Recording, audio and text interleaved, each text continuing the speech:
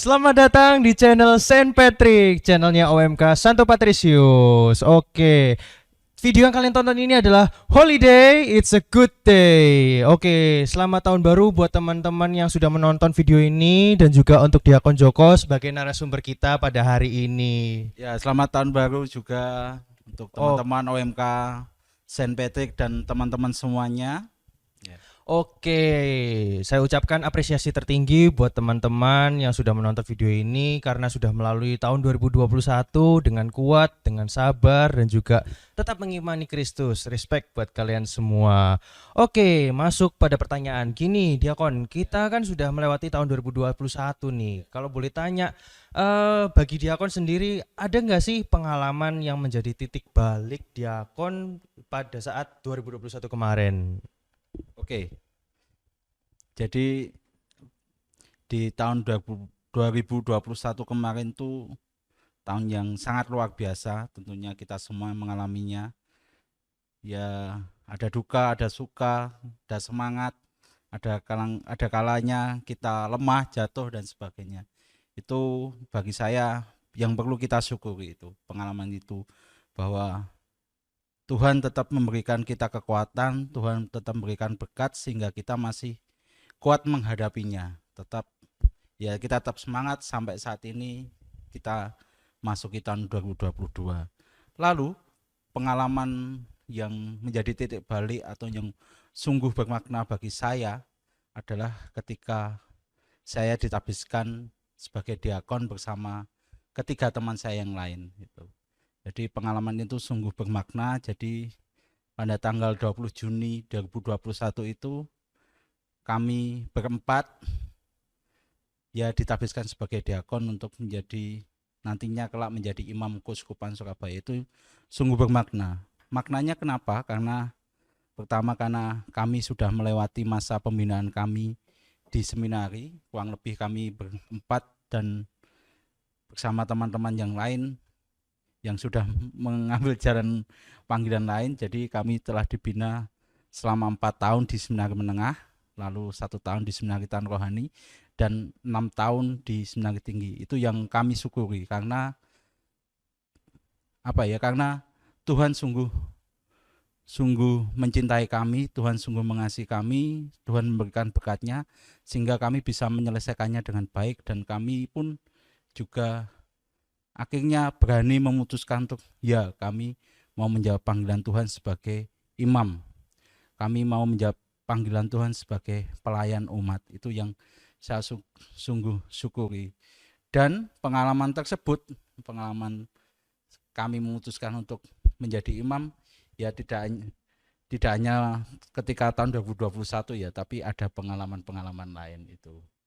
Jadi kami mengumpulkan pengalaman-pengalaman kami dalam retret dan kami membuat komitmen untuk menjawab panggilan itu. Dan juga kemarin sempat mengadakan acara doa Advent, betul ya? Ya. Dan OMK-nya kita juga ikut berpartisipasi. Oke, kalau boleh pertanyaan singkat nih Diakon, kira-kira apa satu kata yang mendefinisikan seluruh pengalaman Diakon selama 2021 kemarin? Kalau satu kata bingung ya, tapi ini satu kalimat bahwa Oke. Allah sungguh mengasihi. Udah itu saja. Mantap. Kenapa sungguh mengasihi? Karena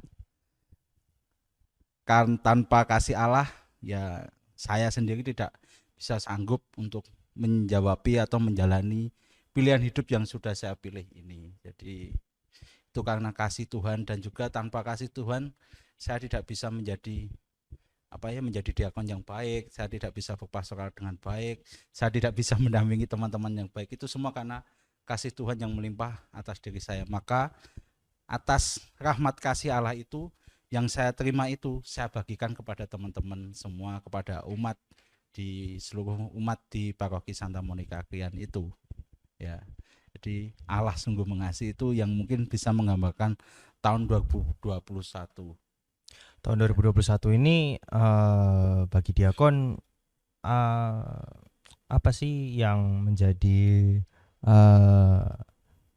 ada nggak sih kira-kira titik terlemah diakon atau mungkin merasakan misa online, misa offline. Oh ya. Maksud saya adalah sebagai pelayan Tuhan gitu ya. Nah, eh, perihal misa offline itu tadi gimana menurut pandangan diakon? Apa rasanya?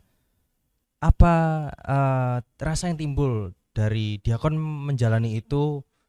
Oh ya, itu soal pengalaman misa online ya terutama. Ya, itu bagi saya sungguh berat.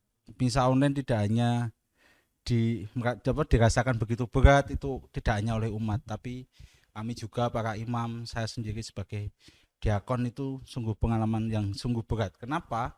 Karena waktu dulu masih misa online, terus masih COVID lagi tinggi-tingginya, harus misa di hadapan kamera, harus berkhotbah di hadapan kamera. Jadi khotbah di antara bangku kosong itu rasanya apa ya?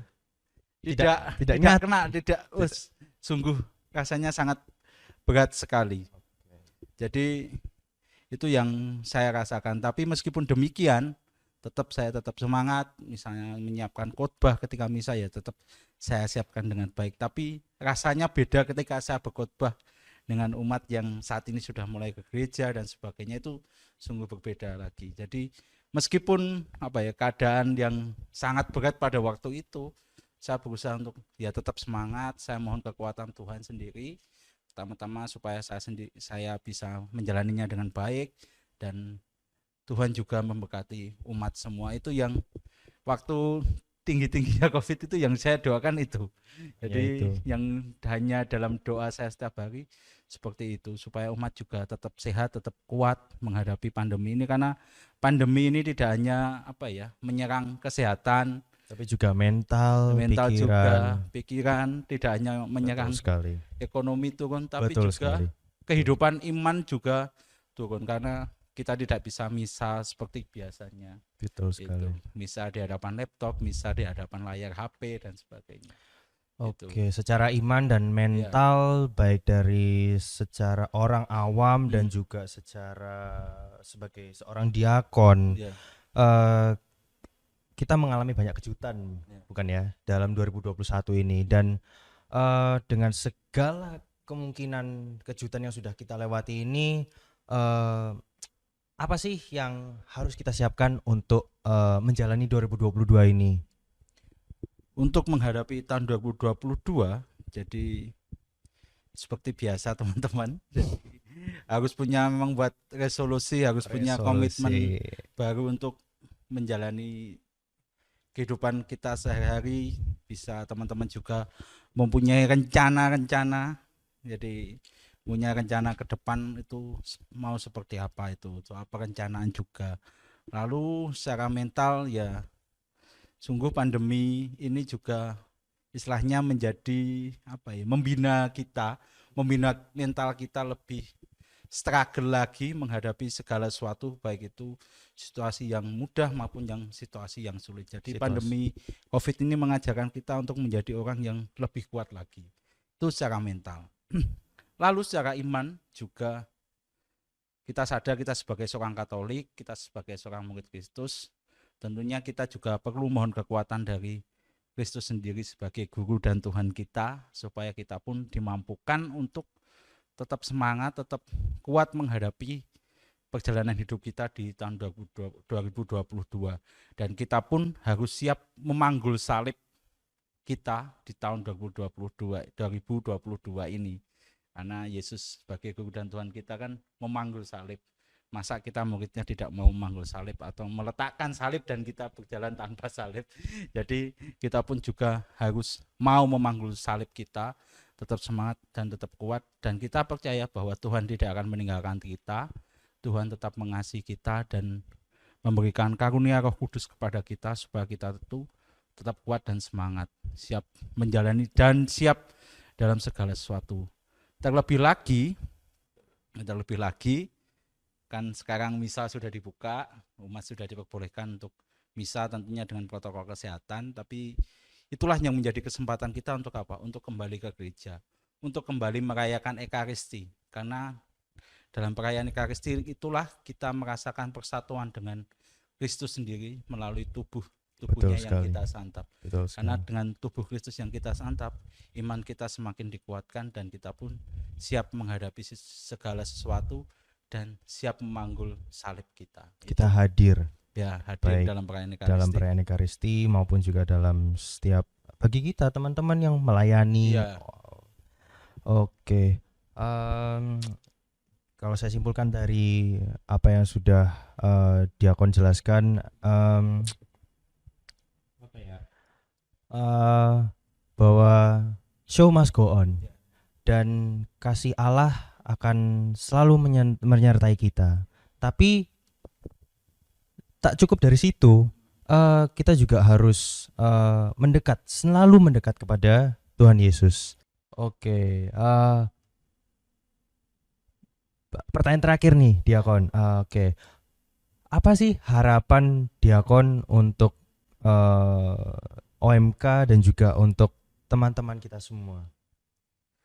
Harapan di tahun 2022 untuk saya, bagi saya sendiri. Oke, bagi Diakon sendiri. Kalau pertama bagi saya sendiri, saya ya pada tahun ini saya akan ditabiskan menjadi imam bersama ketiga teman saya ya.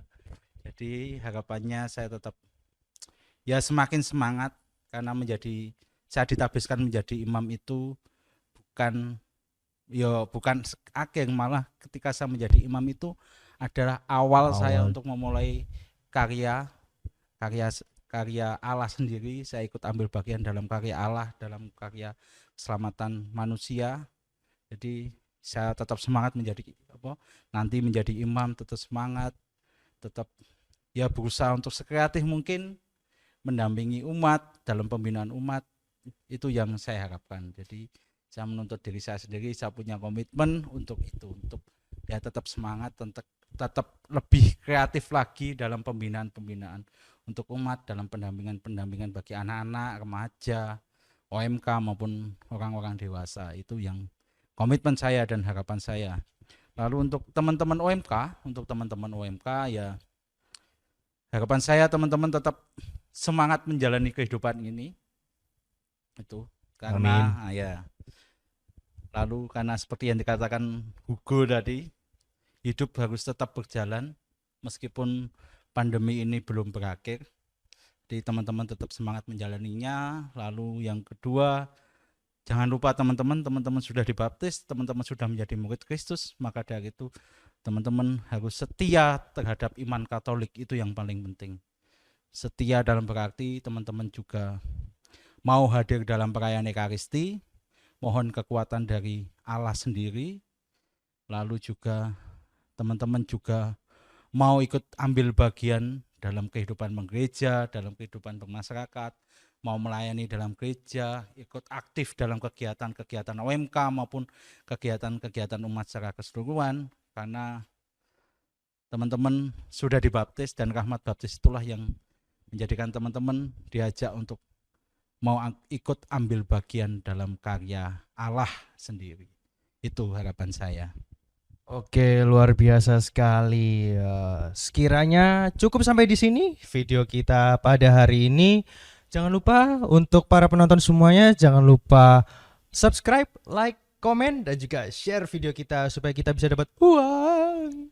Oke, terima kasih Diakon Joko telah menjadi narasumber kita di video ini. Jangan bosan-bosan. Oke, terima kasih teman-teman, tetap semangat, tetap kuat, Tuhan memberkati. Oke, Tuhan memberkati teman-teman semua. Terima kasih. Dadah.